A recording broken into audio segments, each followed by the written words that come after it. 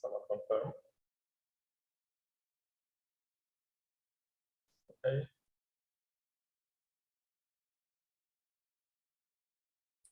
Sorry, sir, but I think we can barely hear you. It's very quiet. Okay, I just try to switch. Is it better now? Yes, it is. Okay. Less compressed. Okay. Okay, it's quite interesting because it's the same computer and each day I need to change the settings to another one.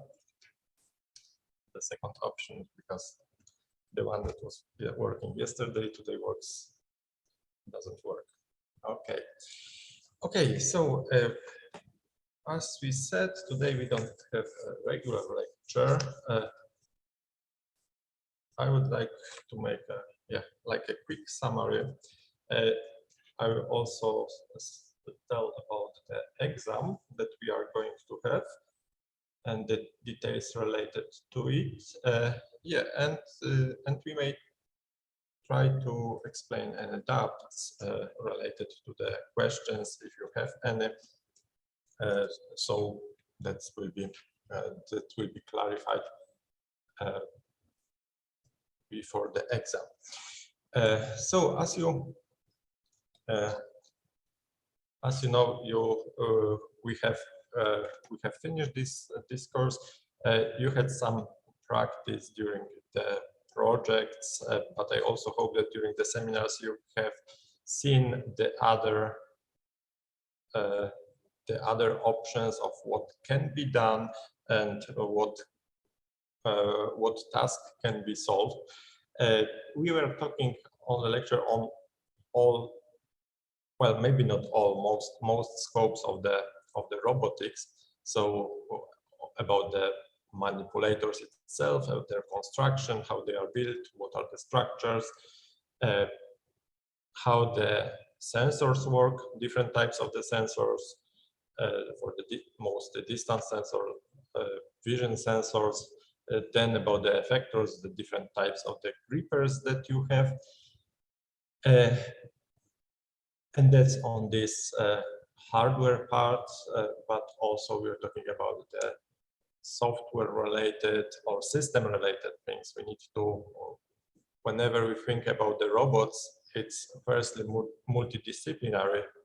There are fields from mechanical engineering, electrical engineering, but also software that one needs to put together, but also different components, as we said, the sensor part, the effector part, some logic, and that must work as a whole system. So we need to have these interactions between different modules that they work correctly. We need to define correct interfaces that will work, the proper interfaces that will be reliable and provide the proper data flow that is needed.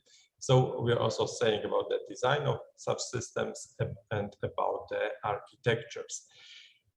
Okay, and maybe, as I said, those are not all the scopes of the robotics, and we are just the main goal was to show the main task and main problems to you, not going too deep into any of them, because each of these subjects can be could be a separate subject for the lecture, for a separate course. So that was not the point. Anyway, if any of you are interested in robotics, in any part of it, you can think about the projects that you yet have during the studies. You will have your thesis soon. That also can be. You can think about some subjects related to that. Okay, and yeah, those are the topics we said. There are also topics that were not covered. So the kind of current development that we have, like robotic autonomy, that we somehow mentioned, but we didn't go we are not talking specifically about that. We have robot-human interactions that are again another interdisciplinary field when the people from the technical background from robotics, they meet the people from psychology who know how the human brain operates and what to do that the human and robots can cooperate together, and the specific interactions that appear there when we deal not only with the artificial systems like robots and machines, but also when we need to deal with the with human. And yes, and of course there are some specific applications we were not touching, like space robotics or underwater robotics. So again, each of these applications has its specific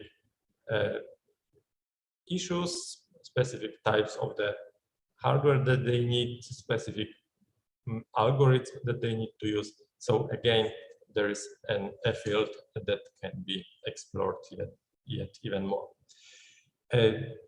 But okay, that's a brief summary. And as I said, we need to tell about this, this less pleasant part, which is the exam at the end. So just to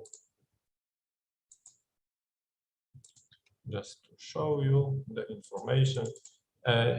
Okay, when you get to ePortal, you have the details about the exam.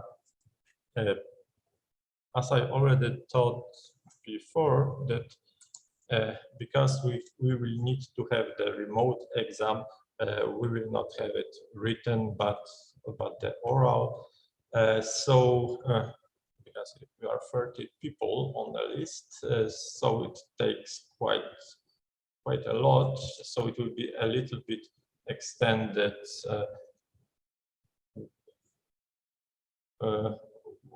with comparing to what we were talking before. So it will not be only 4th of February, but also on 3rd afternoon.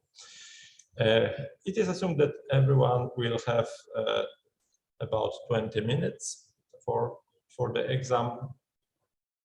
That should be enough to answer. And just to keep organized, you can just log in there, select the time when you want to have your exam, and just sign for the exact moment. So you can do that on the portal with this link below. Yeah, and decide on when you want to take your exam. Okay, as you know, you also need to submit the some project reports and seminars. So before the exam, you should have already the grades from the seminar and the project. So please finish everything and on time, so we can close that without any problems. Okay, so that's the organizational part, and the questions. Okay, the questions are exactly the questions that are at the end of the lectures. Not all lectures are finished with the questions. There are some that do not have specific questions, so the questions do not appear there. But from where you have this list of the questions, and if you want to talk about any of them, yeah, that will be the time when we can discuss. Okay, do you have any questions regarding the organization of the exam?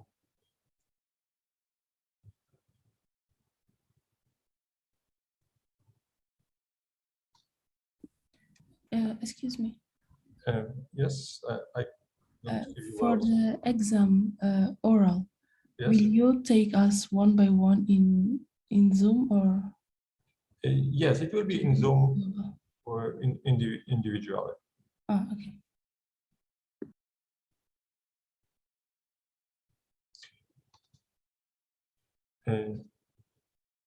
Okay, one thing I haven't mentioned, you should have a camera so we can identify you when during the exam that the person who is answering is the person who should answer.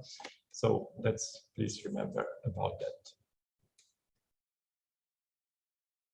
Okay, so if there are no questions about the organization. Excuse me, how many questions there will be in the exam? Or all of them? No. No, you will be, there will be like a random 3 questions. Okay, so to make it more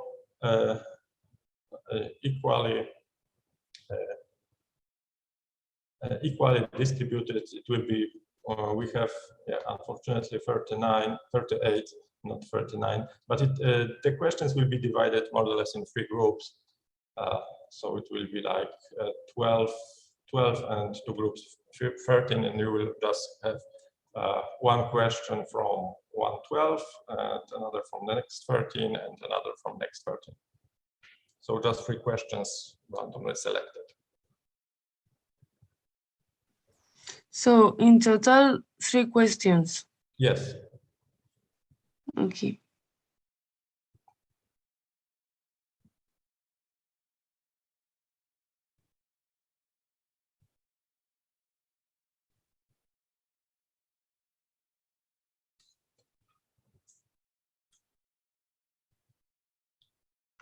Okay, so if, as I said, if there are no organizational questions, please, maybe you would like to, I don't know, ask some questions maybe are not clear, or maybe you are not sure what you should answer. So just tell which question you would like to talk about, and we can talk about it now.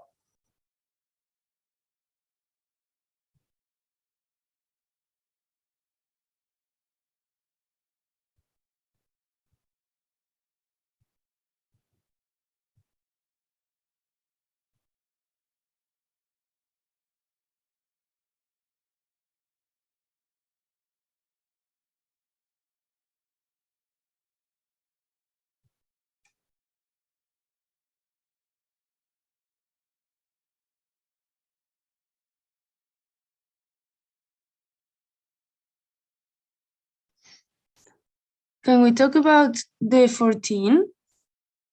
14. How to transfer point between the camera image and the real world coordinates. Okay. I can just open. Look at the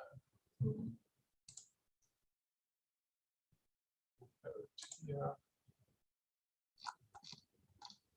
So generally, it is that related to the to this slide, but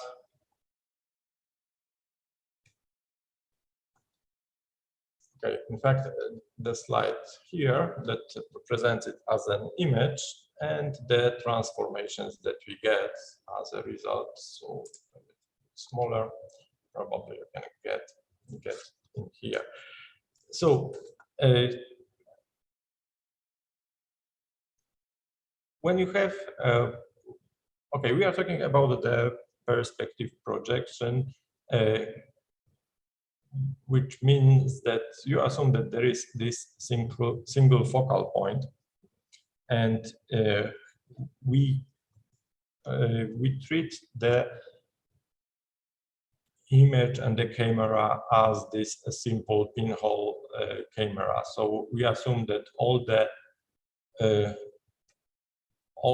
let's say view lines going from the object. So let's say we have here a point from the point in the space, and it gets in a straight line to the focal point. And on the way it passes through the matrix of the camera where the image is registered. So the real point has this x, y, z coordinates. The coordinates here are the standard as they are used in computer vision. So the x and y is the plane at which we look at, and the z is the distance between the camera and the object. So we have this x, y, and z, and we have these lines connecting to the focal point. The focal point, the distance between the focal point and the matrix is this focal length that we have, and we call it small f here. So what we do when we look at it, you can look at it in the projection from the top and the projection from the right. So in the projection from the top, you just don't think about the y-axis. Okay, maybe we need a drawing for that. So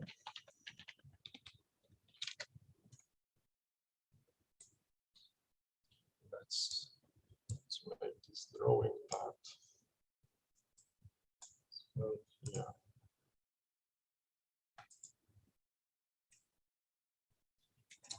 And when we have the point in space, so the top view.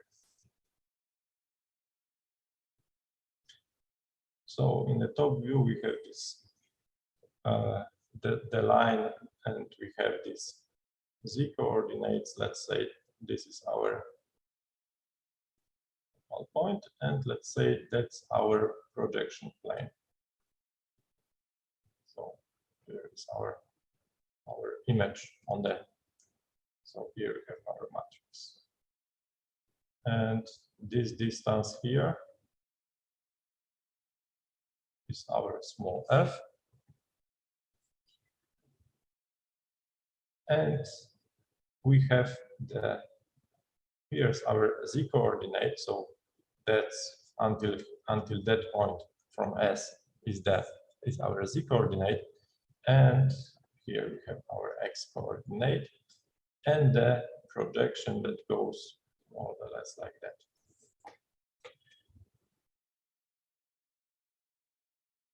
Okay, so what you can say from here is that when you use simply the Taylor's formula, so our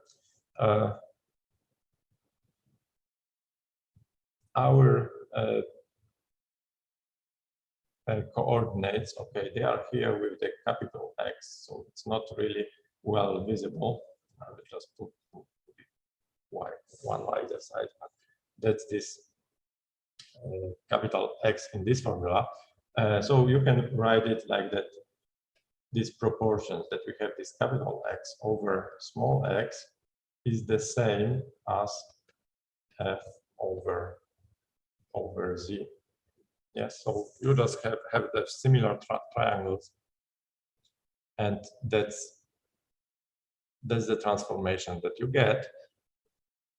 And because we are interested where exactly the point will be on the matrix, so we just need to solve it with respect to the point on the matrix, and the coordinate on the matrix is f over z and multiplied by small x. And when you look from the side view, so looking from this side, you will have the similar equations for y, and that you get in here. And finally, okay, so at the moment, at having this and having the capital Y, you have times y, you have the position of the point on the matrix, but as a real value that has a 0 here and going plus and minus to the sides. But when you look at the image at the computer, you don't have like a real value and zeros, you have pixels. So you have this. And you usually start with top left column, and you have first, second, third column, and so on. First, second, third row, and so on. So now, having the real coordinates, you have this matrix here that transforms the real coordinate that is somewhere here and related to the, let's say, x and y coordinates according to this coordinate system. You need to transform it to the coordinate system related with the matrix itself and the pixel size. So you scale it over px and py, which is the pixels. Well, in fact, it does the size of x size of the pixel and y size of the pixel in the real values, and then cx and cy is in the position of the center. So you need to scale the values and then shift it to the from the center, and that's what you do. What you do in here. Okay, and that's those are the transformations that you need. One thing that you need to remember in these transformations, that in real cases, when you have a regular camera, RGB camera, you don't have the third coordinate here, the W, which is, as you can see, the W corresponds exactly to the distance to the object. And if you have two-dimensional image, you don't have the distance to the objects, and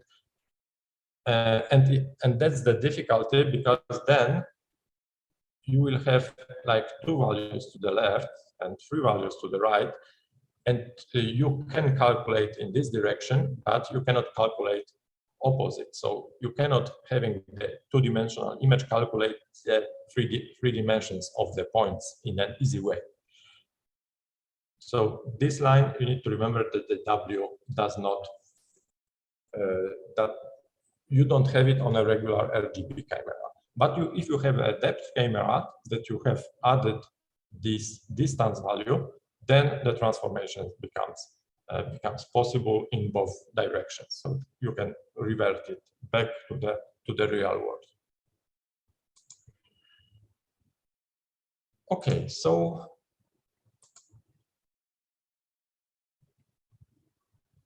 that's what we have this question for.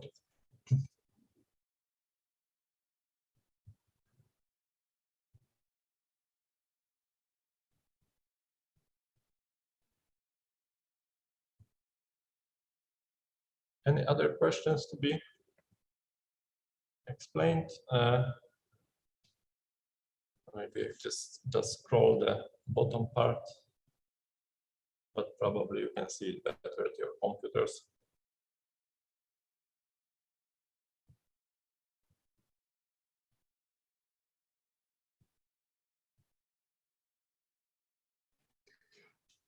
Which is the difference between the criteria and the classification of grippers? I think is 20 and 21. 20. 20 and 21, yes. 20 and 21. Okay. And it's again, it's best to look at the slides about the grippers.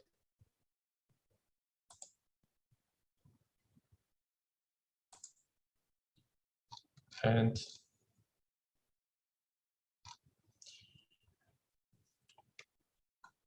yeah, about the criteria of the classification. You have them. You have different criteria.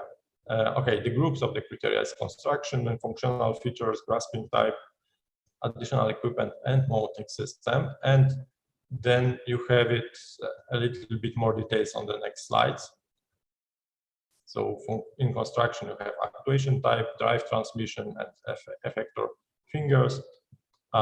In functional features, you have grasping force, wrist spacing, operation time, and then additional equipment and mounting system that you can have. So yeah, those are just the elements to mention.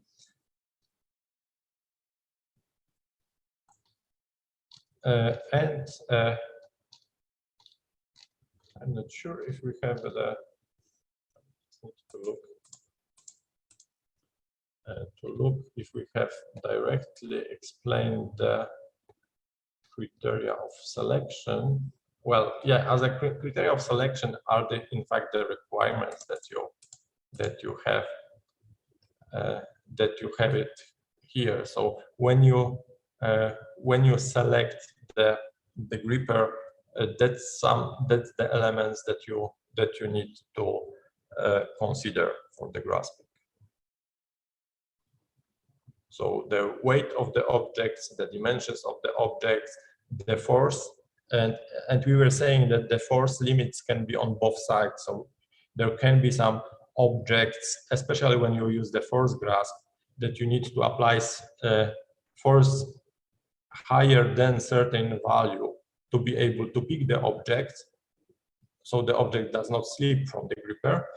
But also you can have and usually you have the limits also on the other side, so that you cannot exceed certain value of the force, not to destroy the objects that you are grasping. Then we have the sensors that are available, and again the details are given below, but usually you need to detect firstly be able to detect the objects, and the simplest sensors. Okay, sometimes you don't need sensor at all.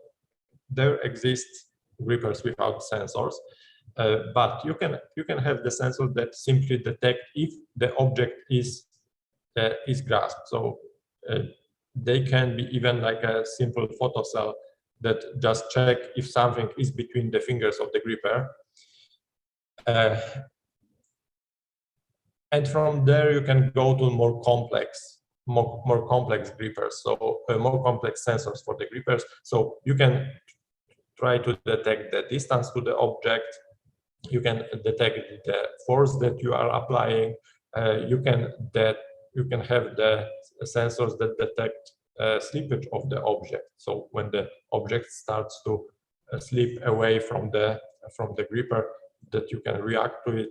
Yeah, also that kind of the sensors available. And reliability as a general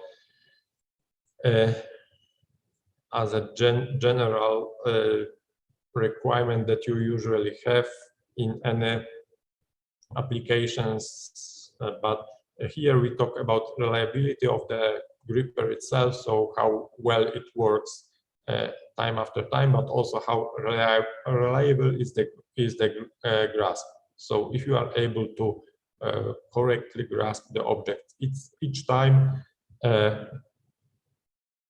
and here you also need to consider the situations when the object is not placed exactly in the point that you expect it to be. We need to remember that we always have certain some kind of error, and also error in placement. So the objects can be placed a little bit shifted with respect to the place when it was programmed. Usually the error will not be, may not be big. It can be just few millimeters that will be cancelled just by the weight of of the grippers, and during the closing it will not be a problem.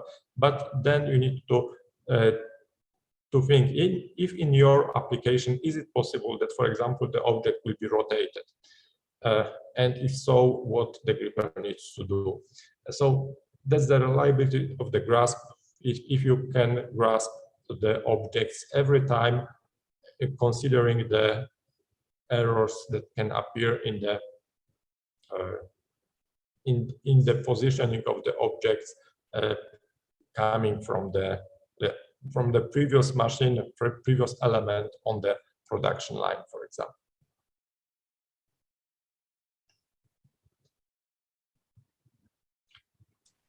Okay. So if you ask about the criteria, you have to say weight, dimensions, blah, blah.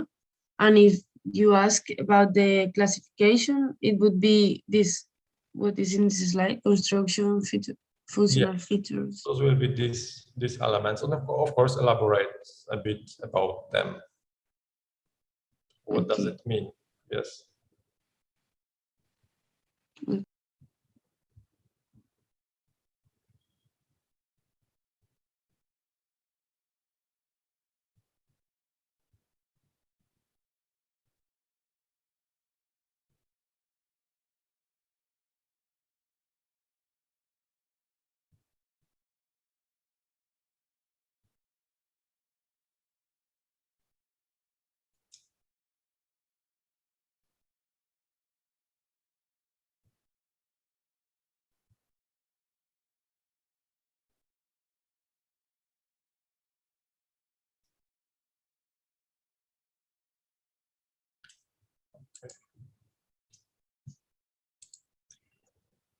Okay.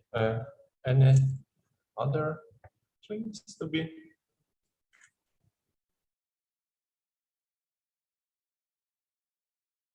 explained?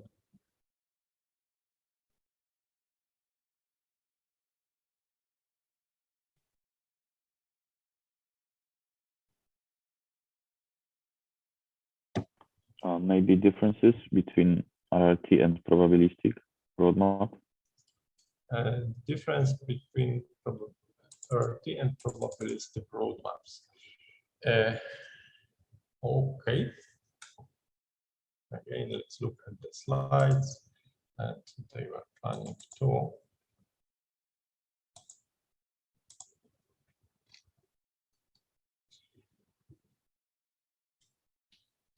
Okay, so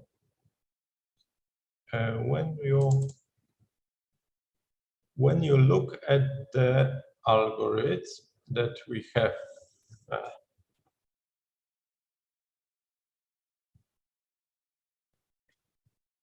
okay, so here we have the probabilistic roadmaps, the algorithm and the drawing, and here we have RRT, again the algorithm and the example. So generally the main difference is that in the probabilistic roadmaps, you just select the random point, and the random point is always added to our okay. What we generate here is like a tree of at the beginning, it is like a tree of the separate graphs.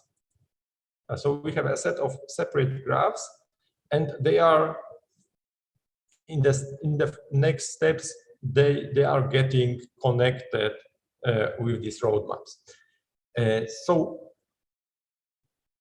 generally, the main difference in the algorithm is that you always take a point from the free space, and it's always added to your set. We add it in either when the point is close to already existing graph. We are just adding that to the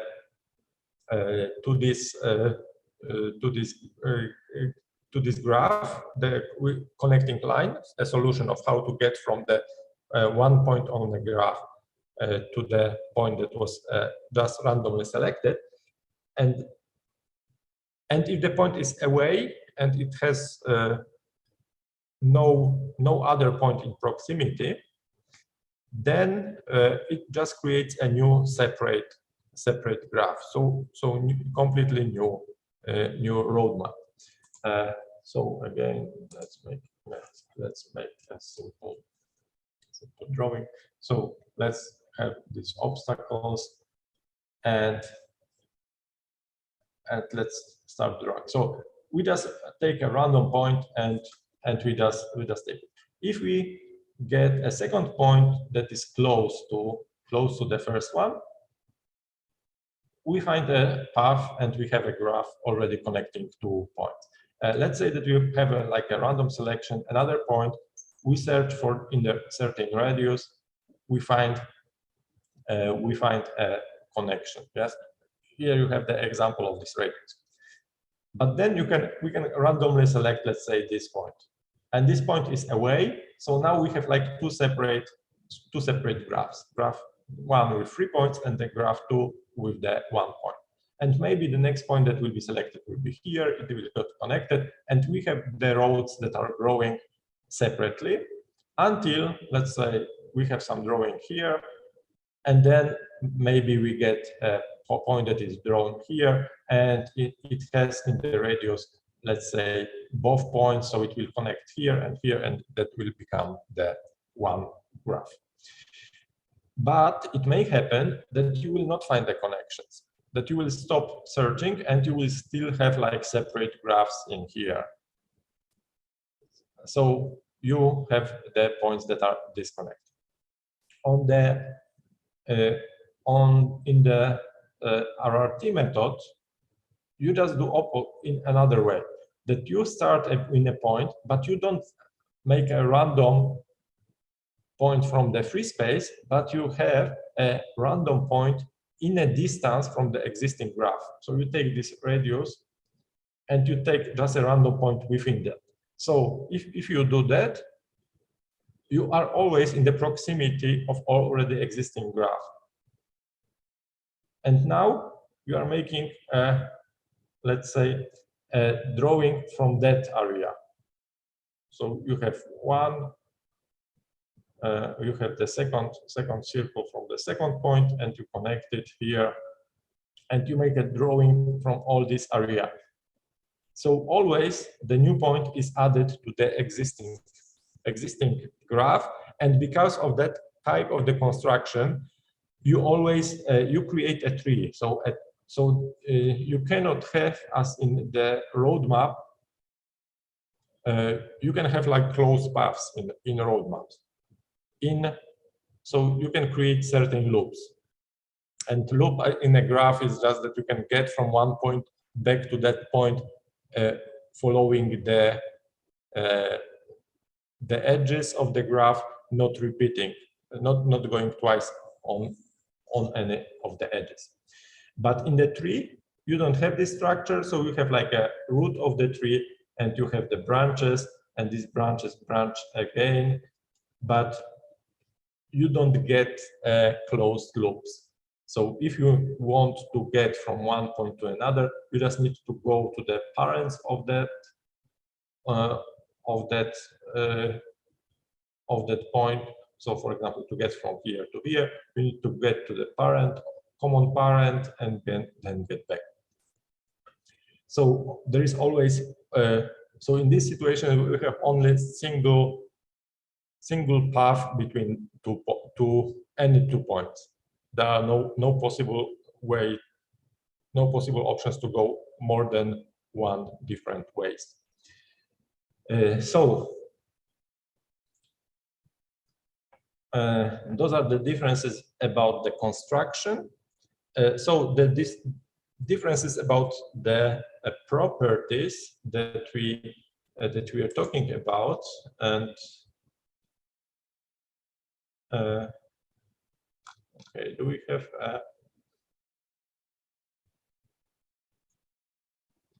okay, we don't have it summarized, but about the properties. So one property is that in the probabilistic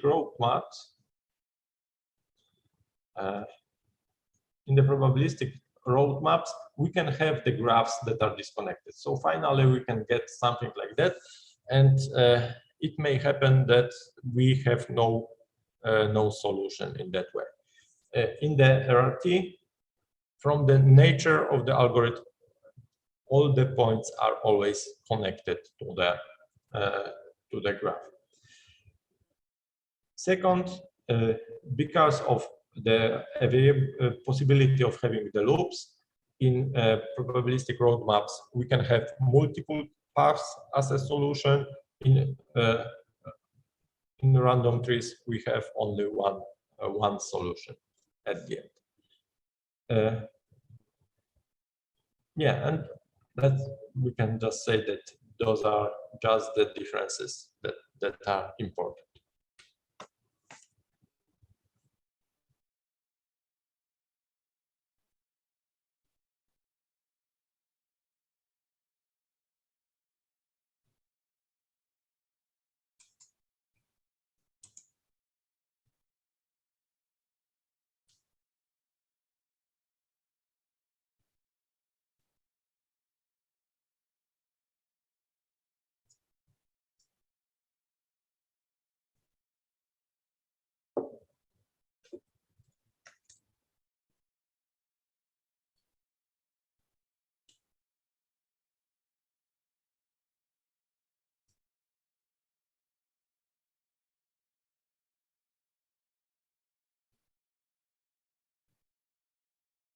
Okay, are there any other questions?